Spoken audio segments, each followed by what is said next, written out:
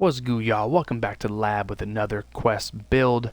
I've been on a little bit of a facilitator grind on NBA 2K21 Next Gen, and that train is not slowing down anytime soon because I found another one.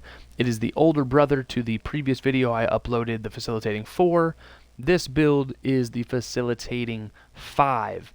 I haven't seen this build, and it's been a crazy hidden monster this entire time with shades of LeBron James, a prime Amar'e Stoudemire, and the defensive juggernaut of Ben Wallace.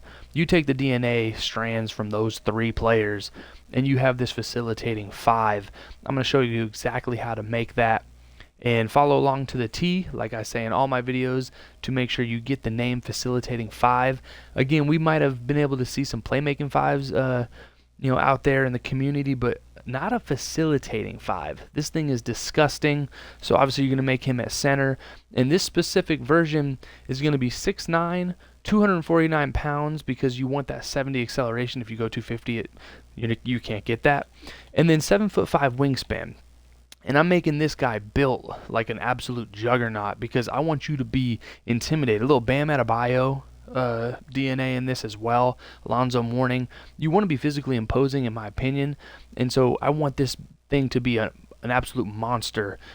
You could probably make this build quicker at less weight and still be able to keep a decent amount of strength, because we're not going to be maxing out that strength in this build, even though you can potentially have 95, but it just looks menacing at 6'9", 249. And so let's get into it. The close shot, you're actually not going to have a close shot. And some people might be like, well, you're a center. That's ridiculous. I'm not going to make this build. But in my opinion, this is going to be a perimeter-oriented 5, kind of a modern-day menace. And so you're going to get your driving layup up to an 85. And that's going to be able to give you Hall of Fame fearless finisher. Again, a great badge in Next Gen. And then your driving dunk, 85 as well. And then standing dunk, a 75. And just like if you guys have seen my facilitating 4 video, you cannot go above those numbers or it'll give you a different name. You're not going to have post control on this build, but that's fine, because again, you're probably going to have, you're going to be kind of a prime creator on the perimeter. Think a little bit like DeMarcus Cousins as well when he steps away from the basket. The offense can definitely run through you at the top of the key area, or maybe in a pick and pop scenario like a Jokic. But moving on, mid-range, max this out to an 80. Actually, don't max it out, put it to an 82, because again, if you put it in an 83, it will change the name.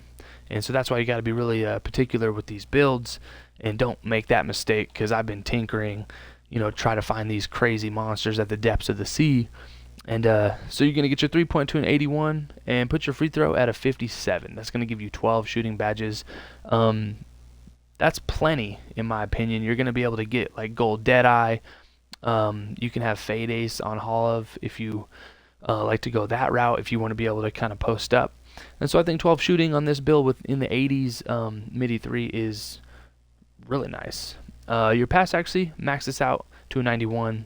And then your ball handle, again, to get the facilitator name, you cannot go higher than a 66, or it will be a playmaking 5. And then max out your speed with ball with a 67, and that gives you 24 playmaking badges.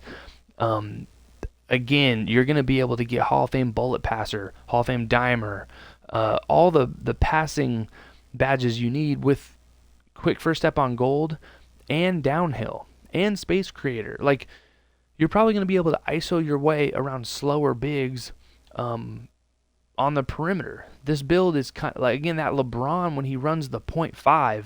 This is an absolute gross build in the right hands. And so interior defense, you're going to get this to a 70. Then you're going to max out your perimeter defense to a 77. Max out your steals to an 81. Get your block to a 95. Max that out. And then you're going to put your defense rebound to a 91. Let me get there. And then your offensive rebound to a 67. And then that gives you 20 defensive badges. You get Hall of Fame chase down, Hall of Fame pogo, Hall of Fame and Tim's, gold lockdown. You're going to be able to do whatever you want defensively on this build. And that's where the Ben Wallace DNA strands come in. So he is he can guard basically 3 through 5 because you have 77 perimeter D with an 81 steal. He's off rip on God square left side curtains. You're going to be able to dominate on the perimeter if you switch out, especially if it's not just a little, peanut point guard, but you're going to be able to stay in front of people on the perimeter, let alone, shooting big. So, again, this is a beast all-around build. You're going to max out your speed and acceleration, which gives you 73 and 70. Plenty fast, in my opinion. It's not like those slow bigs from years past. Get your strength to an 80, your vertical to a 70, and then max out the rest in your stamina, which will give you a 76. Now, you can tinker with certain things in this build and keep the name if you maintain the finishing, shooting, and playmaking attributes to a T, like the ball handle, you can't go over 66, those kinds of things that I laid out in this video. But you could actually finesse this to have like max strength and max vert if you wanted to take a few badges off of defense, or maybe you don't need 12 shooting badges and you want to have 10. You might be able to do some tinkering, but again, this is a great blueprint if you're a if you play on those playmaking big builds. And again, this has a lot of LeBron in it, being able to dunk, shoot, handle the rock, make plays. But it also, it's a hybrid. It's a perfect modern day big. And so going to the takeover, you can do finishing primary, which again you'll see hopefully when I do, put it in the test builder or some of the highlights. You can see how much of a freak this build really is. So if you had finishing moves as your primary takeover, that could be really dirty because then you'll just embarrass your opponent. But you can also get shooting, playmaking, and interior defensive takeovers. And so for me on this build, I'm going to put finishing moves on primary, and then you could potentially go with like stuff blocks or paint intimidation on your secondary, but you are a facilitator, and so it'd be nice to have team ratings boost for your entire squad when you're on takeover, which in this case would be your secondary. So let's go ahead and put that on your primary, so no matter what, people are getting a boost when you have takeover, which you can get a bunch of badges to get those takeovers really quick. And then when you really want to put your foot down and put it on their neck, you'll go finishing moves as your secondary. And then there you have it, the facilitating 5. This is a deep sea demon through and through. You see Ben Wallace in the shades of.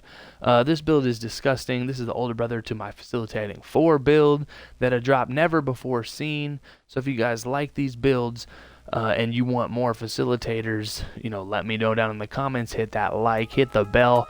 Now we take it into test builders, see if it passes the eye test. Hope you guys enjoyed this video.